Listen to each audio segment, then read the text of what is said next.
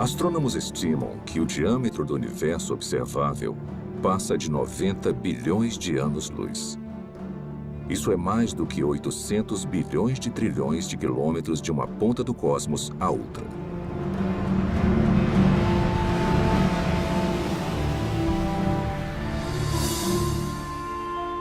O universo contém pelo menos 170 bilhões de galáxias, com tantas estrelas e planetas que superam em número a quantidade de grãos de areia em todas as praias do mundo.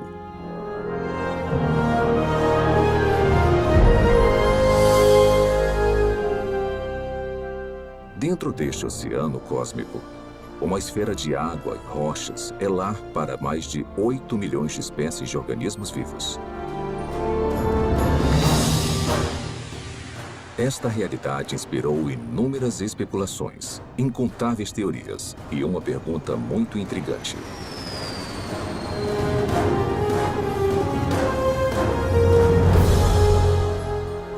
Quais são as chances de a vida ter surgido no terceiro planeta depois de um Sol orbitando em um braço espiral da galáxia Via Láctea? Foi simplesmente um golpe de sorte ou haveriam mais aspectos envolvidos além do acaso e das interações aleatórias entre matéria e energia?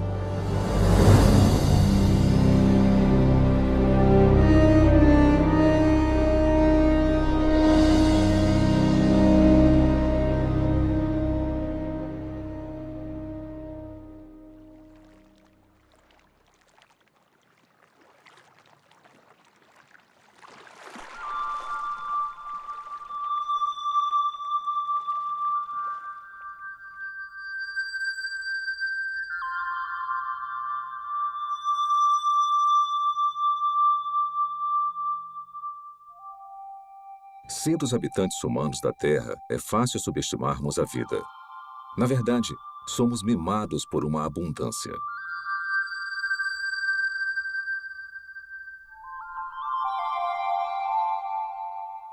O nosso clima e a nossa geografia suportam uma biosfera que pode ser única no universo. E basicamente não há lugares muito quentes, muito frios ou muito isolados para os organismos vivos prosperarem.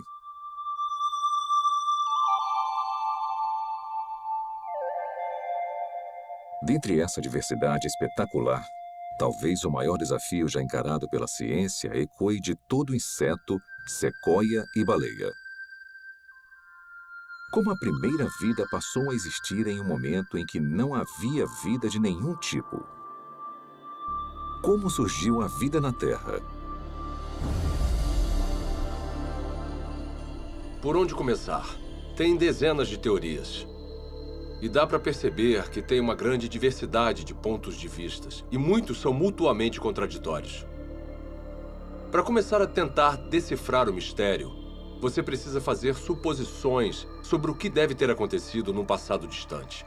Não há provas diretas, porque não tinha ninguém lá para testemunhar o evento. E não tem praticamente nenhum registro fóssil. O que nós nunca observamos, são compostos químicos sem vida, formando uma célula. Então, temos um campo de pesquisa em que a ação importante já aconteceu.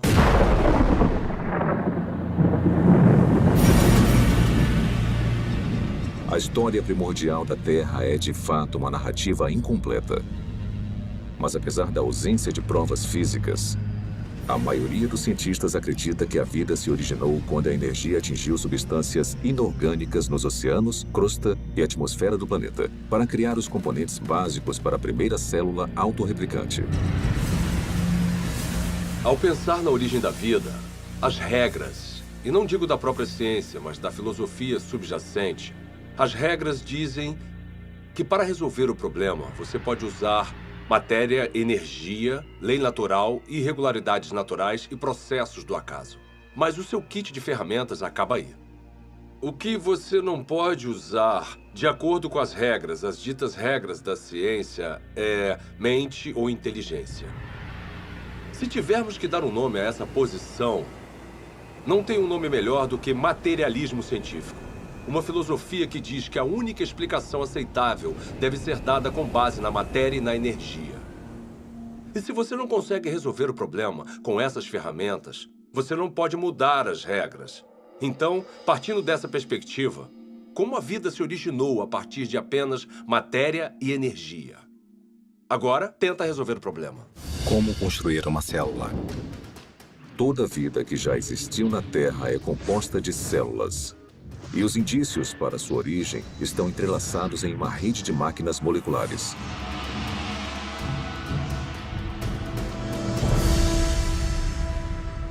Dentro de uma célula eucarótica moderna, mecanismos biológicos complexos fazem o seu trabalho enquanto estão suspensos em líquido.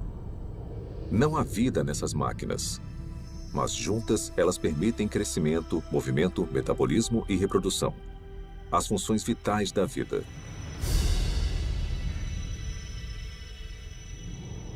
Cada componente dessa fábrica celular é feito de grandes moléculas compostas. E as mais numerosas são as proteínas. Com funções modernas, as proteínas foram projetadas para desenrolar e copiar informação genética em uma cadeia de DNA. Desencadear reações químicas com formatos encaixáveis. Controlar a passagem de eletrólitos e nutrientes pela membrana celular. Tipo de proteína, cinesina. E carregar recipientes cheios de carga por andaimes, também feitos de proteína, que se montam sozinhos e vão até os lugares necessários da célula. Ampliado 500.000 vezes, um glóbulo vermelho contém 280 milhões de proteínas hemoglobinas, cada uma com a função de carregar oxigênio. Isolando uma delas, descobrimos que cada proteína é feita de centenas de moléculas menores chamadas aminoácidos. São encontrados 20 tipos diferentes de aminoácidos em organismos vivos. A estrutura química distinta de cada molécula permite a formação de mais de 100.000 tipos diferentes de proteínas.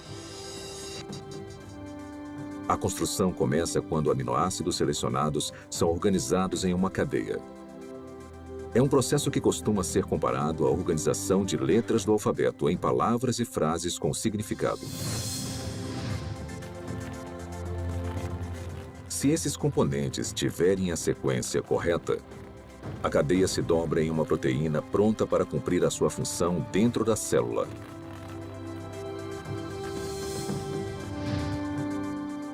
Mas se os aminoácidos forem arranjados na ordem errada, a cadeia não vai se dobrar e eventualmente será destruída.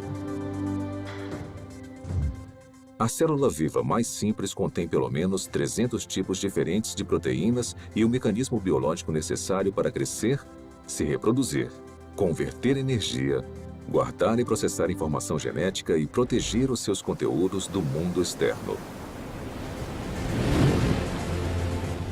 Componentes e funções similares também seriam necessários na primeira célula viva.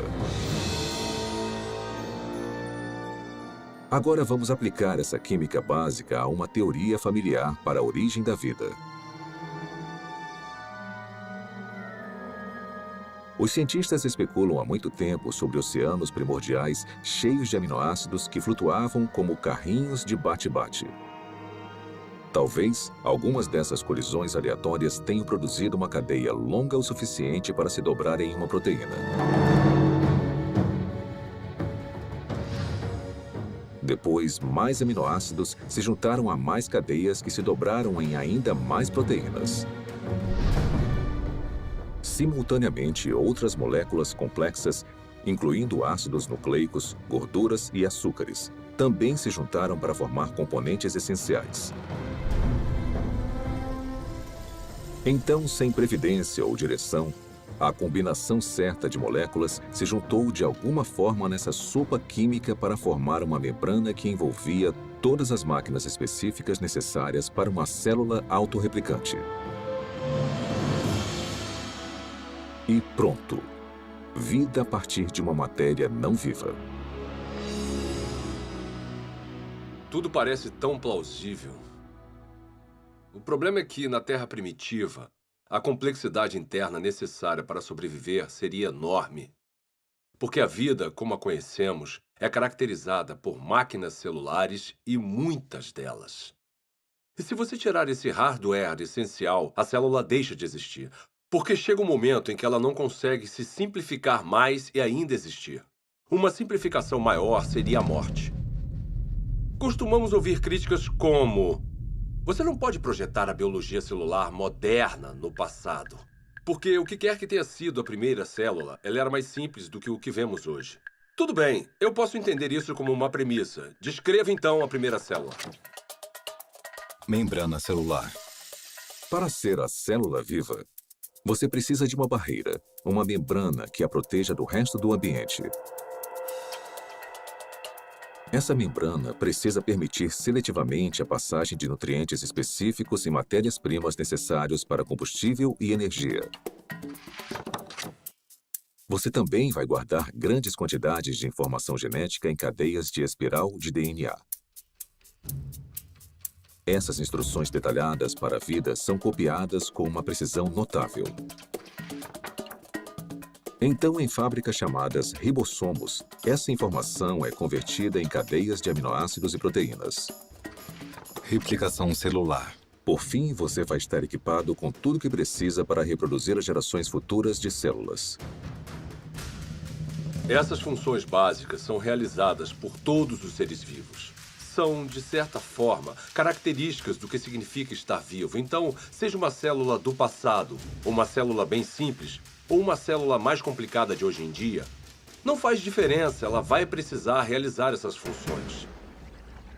Grande parte dos químicos acredita, assim como eu, que a vida surgiu espontaneamente, a partir da mistura de moléculas na terra prebiótica. Como? Eu nem imagino. George Whiteside, químico, Universidade Harvard.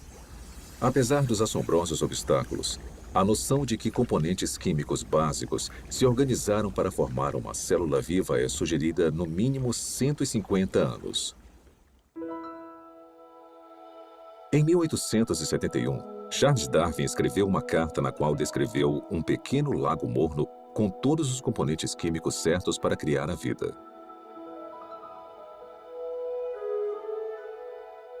Meio século depois, o bioquímico russo Alexander Oparin expandiu as ideias de Darwin. Em seu livro A Origem da Vida, ele teorizou sobre uma sopa primordial e uma progressão gradual de uma química simples até uma célula viva. Então, em 1952, essa hipótese foi testada. Stanley Miller, um aluno de pós-graduação da Universidade de Chicago, tentou determinar se uma química simples poderia produzir componentes reais de vida. O jovem cientista construiu um equipamento de vidro para simular o ciclo de água antigo e o encheu com uma mistura de gases que supostamente compunham a atmosfera da Terra primitiva. Miller aqueceu os componentes e atingiu os gases com descargas elétricas. Faíscas elétricas para desencadear uma reação. Poucos dias depois, um lodo parecido com piche se formou no vidro. Nele, Miller identificou 4 dos 20 aminoácidos encontrados em proteínas. Pela primeira vez, sob condições supostamente naturais, moléculas cruciais para a vida foram geradas a partir de matéria e energia.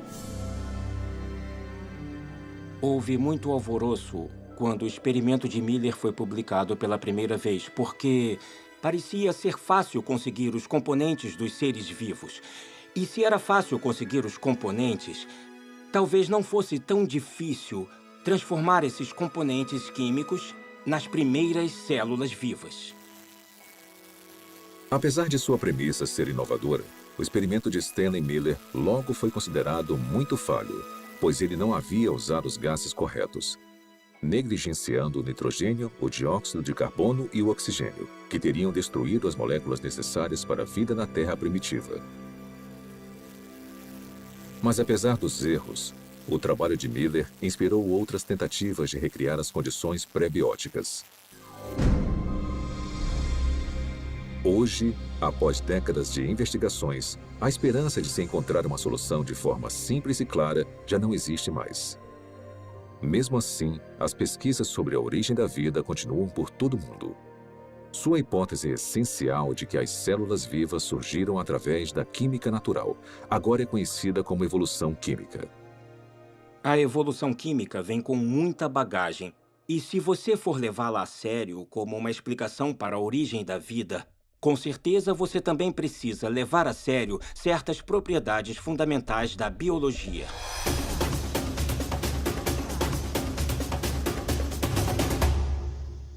As moléculas envolvidas na vida não têm inteligência, não têm previdência. Elas não têm como saber o que precisam fazer depois para então conseguirem se transformar em química orgânica.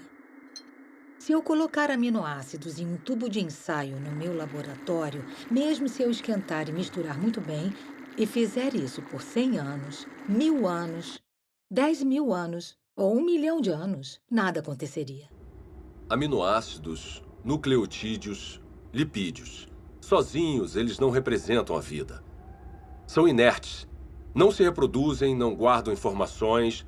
De certa forma, são ingênuos. Eles não acordaram um dia e falaram: "Ei, vamos nos juntar e construir uma célula que consiga se replicar." Isso não aconteceu. A química por si só é indiferente ao fato de algo estar vivo ou morto.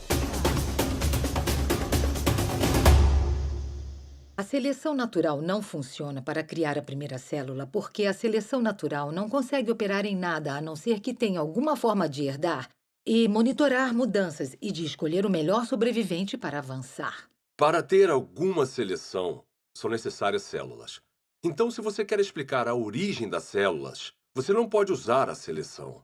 Porque a seleção exige a existência da mesma coisa que você está tentando explicar. A seleção natural tem que funcionar sobre uma célula que tenha um sistema genético e que seja capaz de se reproduzir. Sem isso, a seleção natural é completamente irrelevante.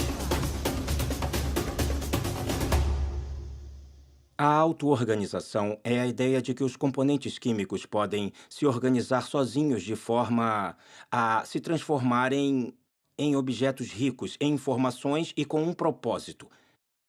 As moléculas e os átomos podem se auto-organizar em um certo sentido. O sal seria um exemplo. No sal, tem íons de sódio e de cloreto. E eles interagem uns com os outros porque têm cargas positivas e negativas. Então, essa afinidade natural leva à formação de cloreto de sódio, cloreto de sódio, cloreto de sódio, que pode se compactar de uma forma estereotipada para criar um cristal. Os cristais de sal são a mesma coisa, repetida várias e várias vezes. Se um cristal de sal fosse um livro, seria um livro com uma palavra só. Geometrias com repetições regulares como essa não carregam um tipo certo de informação. Informação que você precisaria para criar uma proteína. A sequência que vemos em uma proteína é altamente irregular. Não tem como prever qual vai ser o próximo aminoácido com base nos que já apareceram. Então, a auto-organização que nós observamos no mundo natural é o tipo de processo errado para a construção das estruturas ricas em informações dos seres vivos. Quando você elimina a seleção natural e a auto-organização e percebe que as moléculas não têm a habilidade de pensar ou se programar de forma alguma, o acaso volta à questão. E os cientistas odeiam o acaso como explicação para a origem da vida. Acaso? Por que o acaso é uma opção tão insatisfatória? Talvez porque muitos analistas fizeram as contas e entendem a grande improbabilidade de sucesso.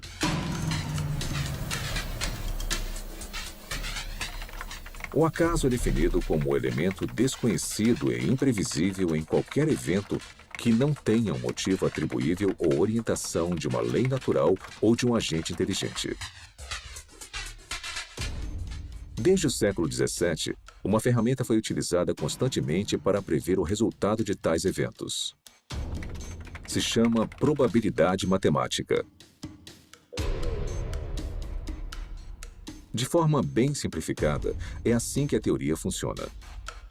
Quando você atira uma moeda e escolhe cara, a probabilidade de você acertar é de 50%, ou uma probabilidade de 1 sobre 2. Se atirar 2 moedas, a probabilidade de tirar cara 2 vezes simultâneas é de 1 sobre 4. 3 moedas e 3 caras em uma única tentativa? 1 sobre 8. Sempre que adicionamos mais uma moeda, a probabilidade de sucesso, nesse caso, tirar só cara na mesma jogada, é reduzida exponencialmente por um múltiplo de 2. Então, se 10 moedas forem atiradas, a probabilidade de tirar cara 10 vezes é de 1 sobre 2 elevado à 10ª potência ou menos de uma chance a cada 1000.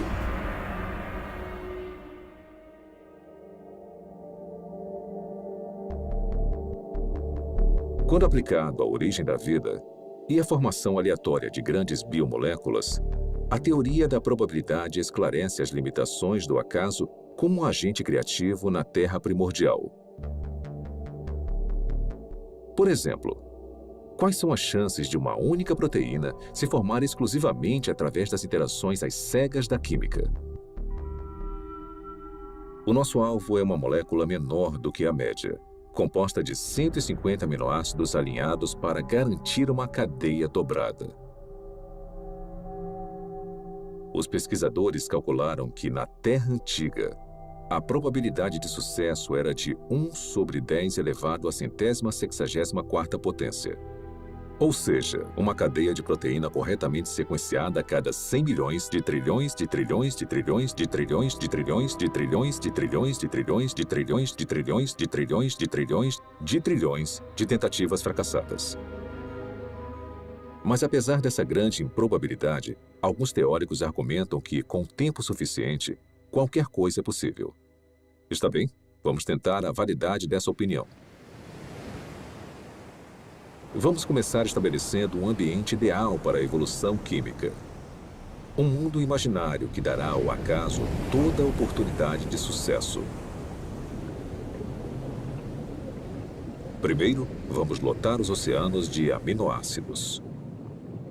Ou seja, todos os átomos na Terra, incluindo todo o suprimento de carbono, nitrogênio, oxigênio, hidrogênio e enxofre, estão disponíveis para formar 10 elevado à 41ª potência de conjuntos completos dos 20 tipos de aminoácidos usados na criação de proteínas. Depois vamos alterar as leis da natureza para proteger esses componentes dos raios de luz ultravioleta destruidores e da contaminação química na sopa primordial. Agora vamos deixar a química agir para ver o que acontece.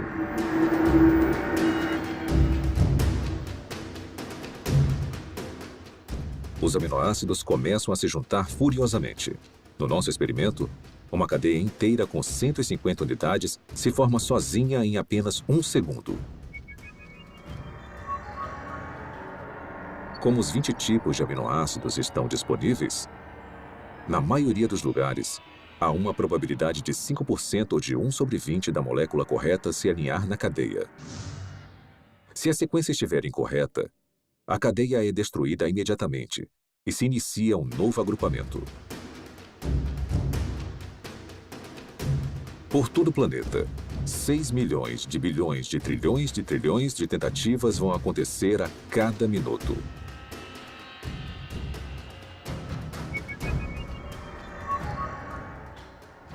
Ou seja, em 4,6 bilhões de anos, a idade mais antiga estimada da Terra, o número de cadeias que não se dobram vai passar de 10 elevado à 58ª potência.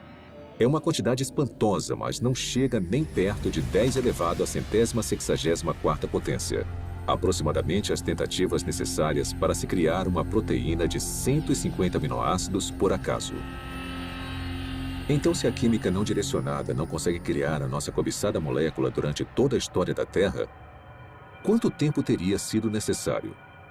Para descobrir, vamos fazer um passeio. Vamos começar construindo uma ponte que percorra o diâmetro do universo observável. Uma distância de mais de 90 bilhões de anos-luz. Depois, vamos colocar uma ameba em uma extremidade da ponte. Esse organismo unicelular vai viajar a velocidade espontaneamente de 30 centímetros por ano. Começar. Enquanto esperamos uma proteína se formar por acaso, a ameba se arrasta por mais de 5 bilhões de anos para cruzar todo o universo e depois voltar. Mas esta corrida está só começando. A ameba sai de novo. Consegue chegar à outra extremidade do cosmos e depois volta para casa. Mesmo assim, nenhuma proteína funcional está à vista. Para a próxima viagem, vamos incluir uma carga, um único átomo.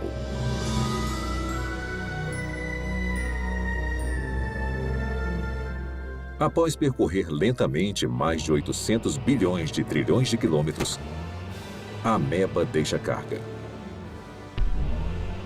e volta para pegar mais. Será que ela vai voltar antes da nossa proteína sortuda se formar? Com certeza. Na verdade, ela vai fazer mais 10 viagens completas. Depois 20, 100, 1000. E ainda não há nenhum sinal de uma molécula utilizável.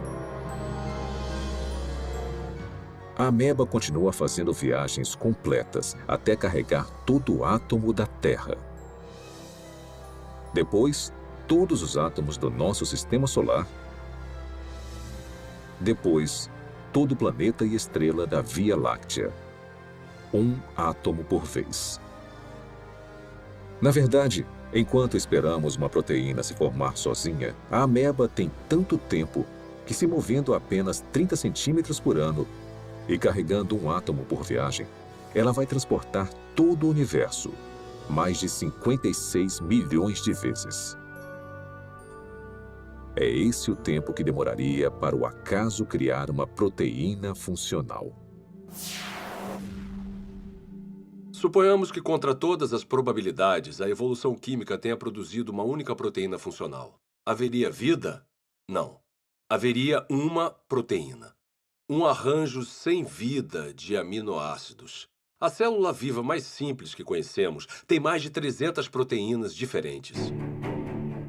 Mas as proteínas são só uma parte da história quando pensamos em uma célula de verdade. Lembre-se, são necessários carboidratos, açúcares complexos, ácidos nucleicos, DNA e RNA, lipídios e uma grande variedade de compostos químicos diferentes que vão constituir conjuntamente a vida. Todos esses componentes precisam ser reunidos no mesmo microambiente, no mesmo momento.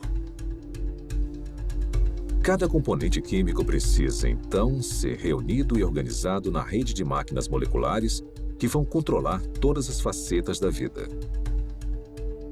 Se nós conseguirmos entender toda a dificuldade de produzir uma máquina molecular usando nada além de átomos e energia, vemos que há um grande problema, porque quando temos uma máquina molecular, não temos um ser vivo. Essas máquinas moleculares precisam de outras máquinas moleculares. E mesmo se a natureza fosse capaz de produzir todas as máquinas moleculares necessárias, não seria o suficiente. Todas elas precisariam estar juntas em um espaço pequeno envolvido por uma membrana que chamamos de célula. Pelo meu conhecimento do que é necessário para se criar uma célula, tudo tem que acontecer na mesma hora. Não pode acontecer uma parte por vez, porque tudo trabalha junto em um loop causal. O mais alto nível de organização transcende as partes. A organização espacial na célula exige que as moléculas estejam no lugar certo na hora certa. O DNA é copiado para o RNA. A polimerase que faz a cópia precisa encontrar o lugar certo no DNA para começar a copiar. O RNA precisa se ligar de alguma forma aos ribossomos, que precisam estar em um lugar específico, e então as proteínas criadas precisam ir a um outro lugar específico. Isto é muita coisa para ser explicada pelo acaso. A probabilidade de eles estarem no mesmo espaço ao mesmo tempo se torna mais do que inimaginável. E a probabilidade deles estarem cercados por uma membrana, assim como uma célula, é basicamente impossível. Tirando o acaso da questão, a busca por uma explicação materialista viável seguiu em várias direções. As teorias incluem superfícies de argila com rachaduras, para onde as moléculas orgânicas poderiam ser atraídas e alinhadas em cadeias de ácidos nucleicos e aminoácidos. Fontes hidrotermais no fundo do mar, que expeliam componentes químicos de caldeirões subaquáticos aquecidos a centenas de graus. E oceanos primordiais cheios de RNA. Uma molécula versátil, capaz de armazenar e replicar informação genética, teoricamente sem a ajuda do DNA ou de proteínas. Propostas como essas causaram um interesse considerável. Mesmo assim, todas encaram o mesmo obstáculo que derrubou o acaso: a transformação de componentes sem vida nas biomoléculas complexas da vida. Esse problema fica evidente na hipótese do mundo de RNA. O mundo de RNA é a ideia de que é possível juntar nucleotídeos suficientes para criar uma cadeia longo o suficiente para se autocopiar e, depois de se copiar, fazer a mesma coisa novamente. Os pesquisadores da origem da vida supõem que a primeira vida era composta de nada além de RNA e podia, de alguma forma, criar um mundo mais complexo, onde há proteína e DNA. Ninguém sabe como isso aconteceria.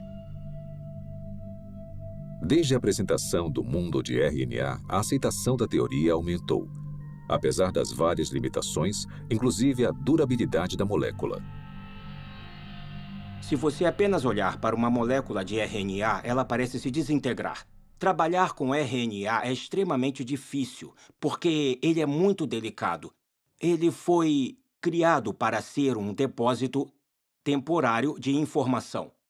E, em consequência da sua delicadeza, é muito improvável que ele seja útil como algum tipo de ponto de partida para a existência da vida.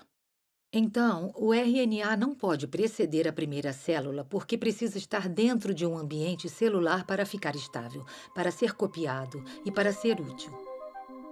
Hoje em dia, moléculas de RNA são criadas em condições de laboratório.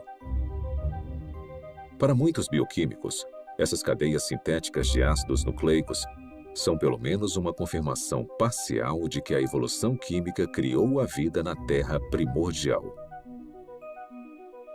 Para criar RNA no laboratório, você precisa limpar as superfícies, limpar as pipetas, usar luvas especiais e deixá-lo coberto. E depois torcer para não haver contaminação, porque se houver, o RNA já era. Depois, você precisa resolver o problema do sequenciamento. Então, você precisa de cientistas trabalhando duro para sequenciar o RNA, tentar combinações diferentes e encontrar uma que possa se copiar. Depois, você precisa ter uma cadeia complicada de RNA, que consiga funcionar como a herança e como a enzima no sistema. E as maiores mentes do mundo estão trabalhando nisso, mas ainda não conseguiram resolver o problema. Refletindo sobre a origem da vida e as implicações do RNA sintético, o químico Robert Shapiro observou: a falha nesse tipo de pesquisa não é a química. A falha é a lógica de que o controle experimental de um laboratório moderno estaria disponível na Terra primordial. Na verdade, as chances contra o RNA se formar sozinho são astronômicas.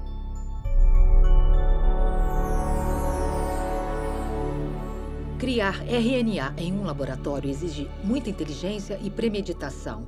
e planejamento e execução cuidadosos. Então, conseguir a sequência certa. Sem consciência, sem intenção, não vai acontecer. A probabilidade da evolução química é ainda mais enfraquecida pela composição da sopa primordial. Se a sopa primordial tiver existido, ela teria sido um grande caos quimicamente. Há vários tipos de reações cruzadas opostas que teriam acontecido na Terra primordial e que interfeririam com a química que você deseja. Ou seja, moléculas que não são utilizadas pelos seres vivos e que são prejudiciais aos seres vivos. As condições na Terra primordial eram hostis à vida, eram hostis à formação dos tipos de ligações necessárias para criar moléculas biológicas. E foi aí que surgiu um grande problema. Porque a água quebra as ligações que prendem as proteínas. A água quebra as ligações que prendem os ácidos nucleicos, como o DNA. A água quebra as ligações que prendem polissacarídeos, como amido e celulose. Então, a origem da vida não pode ter acontecido na água.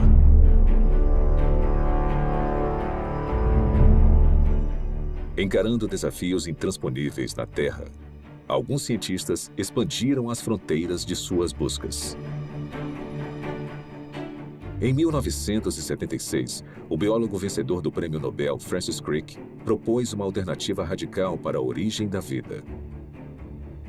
Crick sugeriu que o nosso planeta foi semeado com organismos microscópicos, que foram transportados de outra parte do universo, por uma civilização alienígena.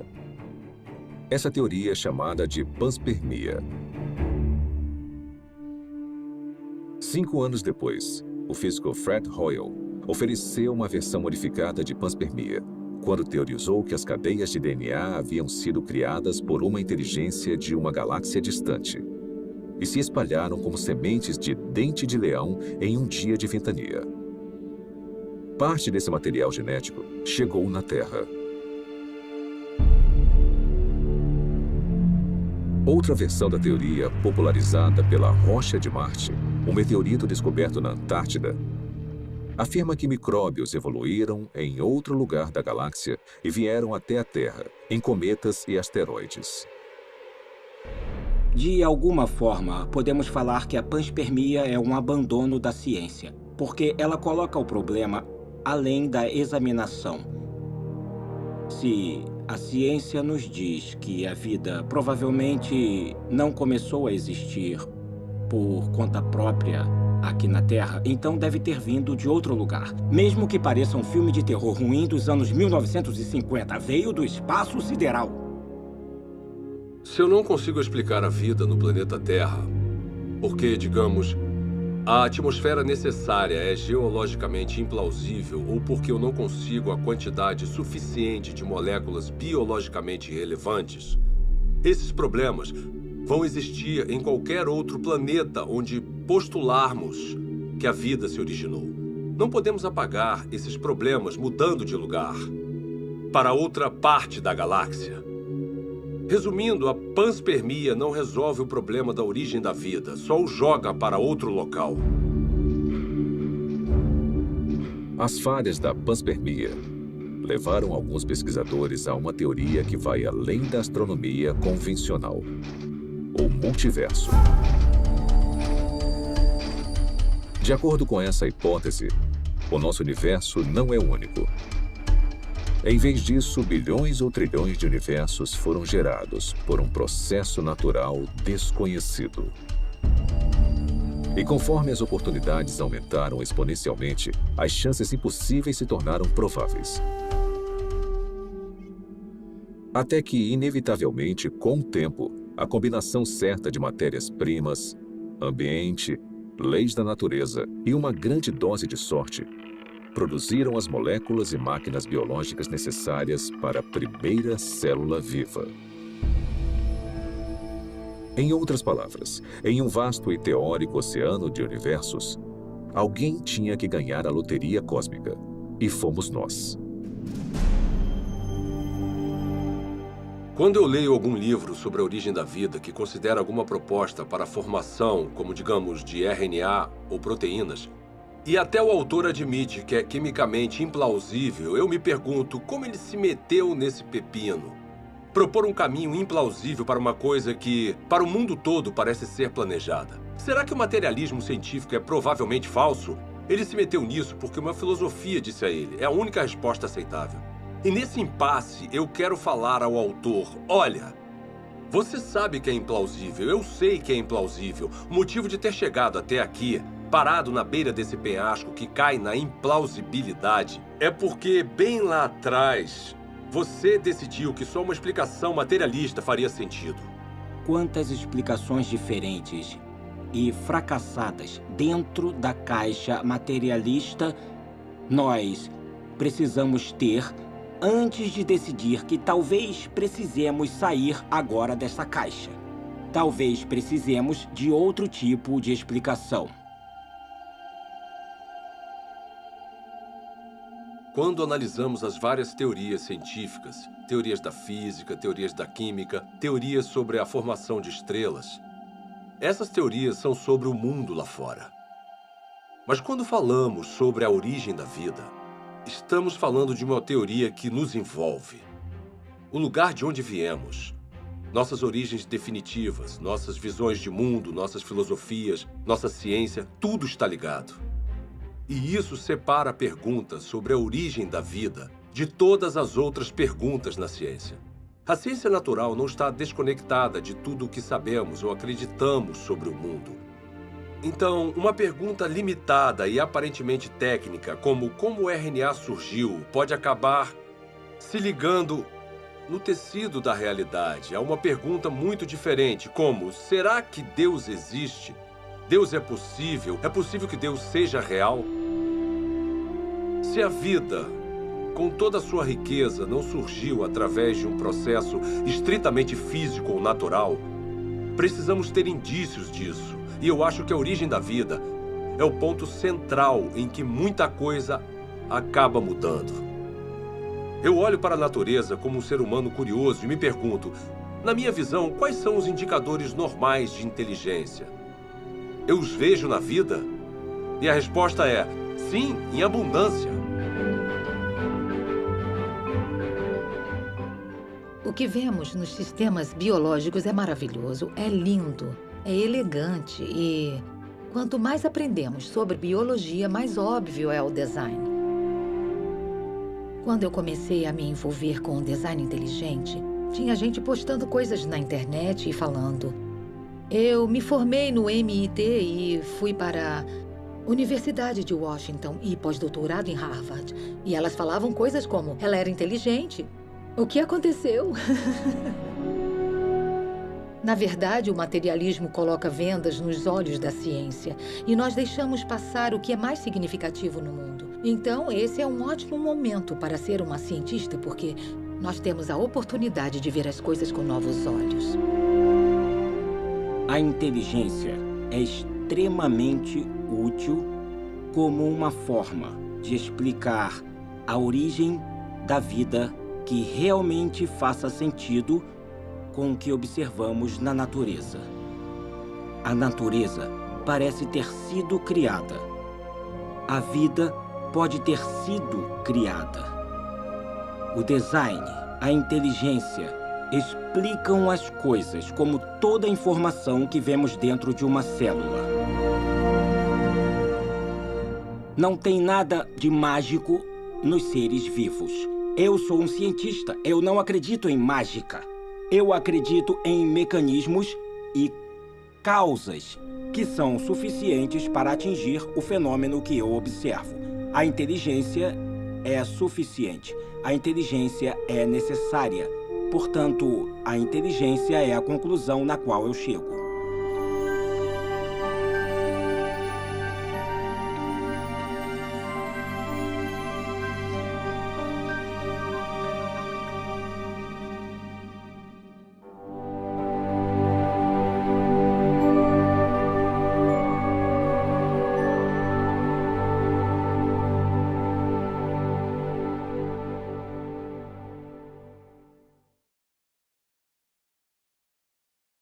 Espero que tenham gostado de A Origem. Foi animador fazer parte de um projeto que chega ao cerne das grandes perguntas que influenciam profundamente a nossa visão de mundo de várias formas. Como a vida surgiu? Será que as interações entre matéria e energia produziram as primeiras células? Ou será que a vida só é explicável como sendo a criação especial de Deus? Nos últimos 30 anos, tecnologias espetaculares permitiram que os pesquisadores descobrissem e visualizassem a rede complexa de máquinas biológicas que trabalham dentro de cada célula viva. Esse conhecimento inspirou o desenvolvimento de um caso científico, convincente para o design inteligente e para a origem da primeira vida. É um caso baseado puramente em provas, lógica e razão. Agora queríamos mostrar um pequeno vídeo que explica os princípios básicos dessa teoria, que algum dia pode revolucionar a forma como a ciência é praticada, ensinada e entendida por todo o mundo.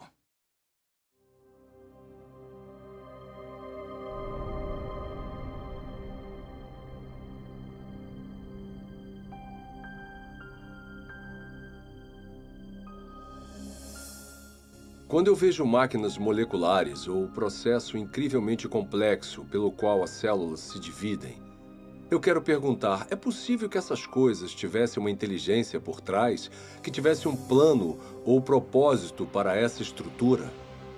A ciência precisa ser uma busca pela verdade sobre o mundo.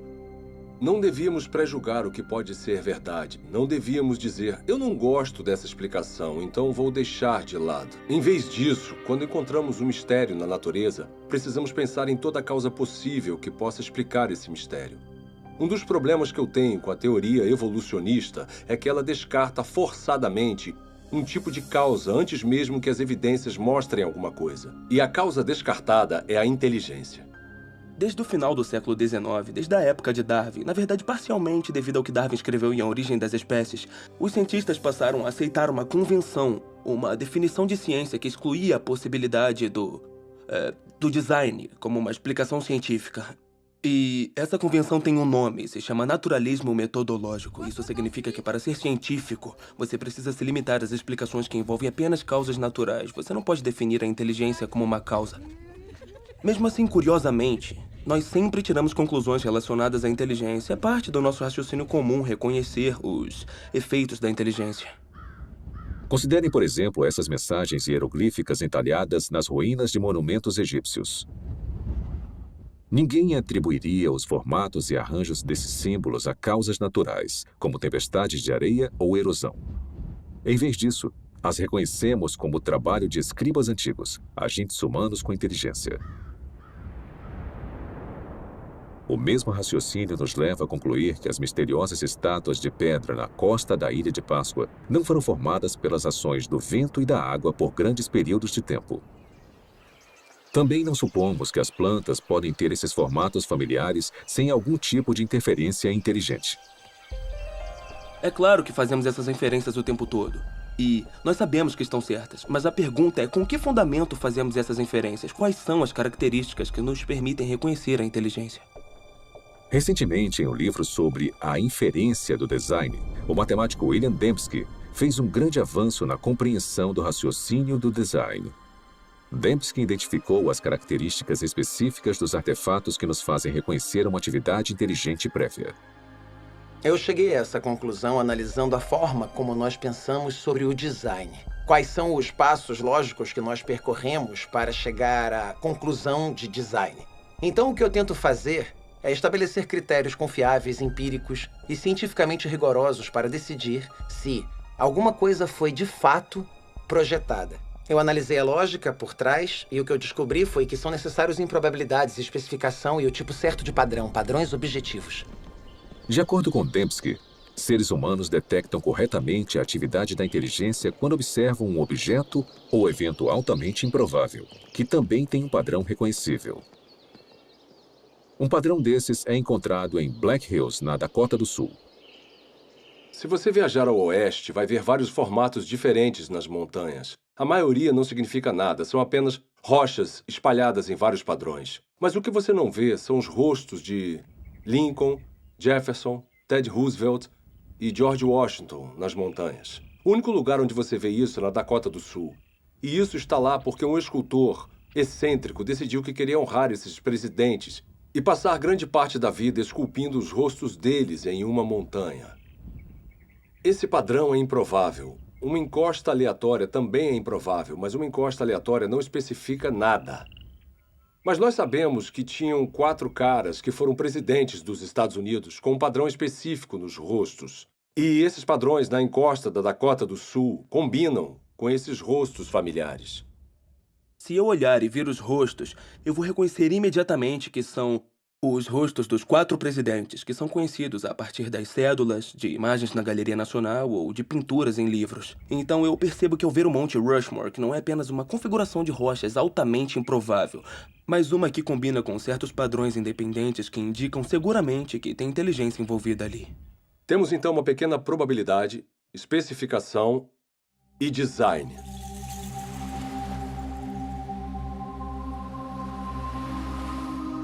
Em uma praia, outro padrão improvável gravado na areia ilustra como nós detectamos o design. Ninguém inferiria que essa mensagem foi escrita pelo movimento das ondas.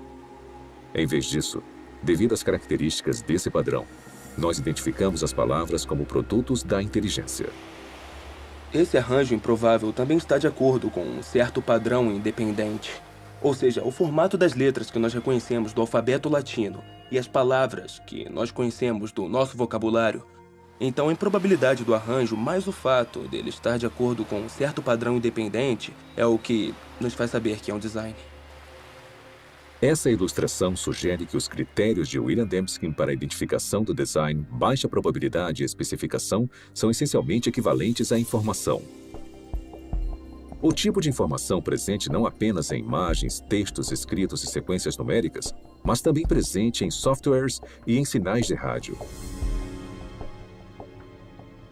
A habilidade de detectar informação em transmissões eletromagnéticas tornou possível uma busca única por inteligência. Há mais de 3 décadas, astrônomos envolvidos no SET, um projeto de busca por inteligência extraterrestre, monitoram sinais de rádio do espaço sideral na tentativa de encontrar padrões ricos em informações. Tipicamente, radiotelescópios recebem ruídos aleatórios ou sinais repetitivos simples produzidos naturalmente por estrelas, galáxias e outros objetos celestes. Mas os astrônomos reconhecem que, se identificarem o sinal contendo informações, ele confirmaria a existência da vida inteligente fora da Terra. Alguns especulam que uma civilização extraterrestre possa ter tentado se comunicar transmitindo mensagens na linguagem universal da matemática. Talvez usando um padrão reconhecível, como uma série de números primos. Isso não acontece por acaso. São necessários complexidade ou improbabilidade, vários números primos e também ter um padrão. E tem que ser o tipo de padrão certo, não um padrão que você está impondo. É um padrão que existe objetivamente. Até hoje, a pesquisa do SET falhou em detectar qualquer padrão ou informação que indicaria que há inteligência em uma galáxia distante. Mas em outro universo, mais próximo de nós, cientistas descobriram uma gama de informações dentro do núcleo da célula viva. O DNA tem uma estrutura ideal para carregar informação. Nos A's, C's, T's e G's, as bases da dupla hélice do DNA, há o potencial para armazenar uma grande quantidade de informação. Na verdade, não há nenhuma entidade no universo conhecido que armazene e processe mais informação de forma mais eficiente do que a molécula de DNA. Um conjunto completo do DNA humano tem 3 bilhões de caracteres individuais. Análises das regiões codificadoras da molécula de DNA mostram que seus caracteres químicos têm um arranjo específico que lhes permite transmitir instruções ou informações detalhadas, como letras em uma frase com significado ou dígitos binários em um código de computador. Bill Gates disse que o DNA é como um programa de computador, mas muito mais complexo do que os que nós conseguimos criar. Se você pensar sobre isso, mesmo que por um minuto, é uma observação altamente sugestiva, porque nós sabemos que o Bill Gates não usa vento, erosão ou um gerador de números aleatórios para criar um software. Na verdade, ele usa engenheiros inteligentes, engenheiros de software. Então, tudo que sabemos com base na nossa experiência sugere que os sistemas ricos em informação são criados a partir do design. Mas o que pensar sobre o fato de que há informação na vida? Em toda célula viva de todo organismo vivo. Esse é o mistério fundamental de onde vem essa informação? Nos últimos 15 anos, o filósofo e cientista Stephen Meyer trabalhou para responder a essa pergunta. Meyer criou um argumento para desmontar que o design inteligente é a melhor explicação para a origem da informação necessária para criar a primeira célula viva. A informação que a molécula de DNA usa. Faz parte da nossa base de conhecimento o fato de agentes inteligentes poderem criar sistemas ricos em informações. Então, o argumento não se baseia no que não sabemos, mas sim no que nós sabemos sobre a estrutura de causa e efeito do mundo. Sabemos que, até agora, não há uma explicação naturalista. Nem uma causa natural que produza informação, nem seleção natural, nem processos de auto-organização e nem o puro acaso. Mas nós sabemos de uma causa que é capaz de produzir informação, que é a inteligência. Então, quando as pessoas inferem o design a partir da presença de informação no DNA, estão fazendo na prática o que se chama nas ciências históricas de uma inferência à melhor explicação.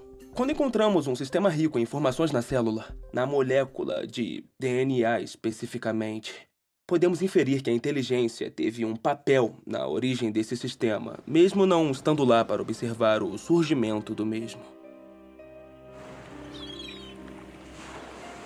Há 150 anos, Charles Darwin transformou a ciência com a sua teoria sobre a seleção natural.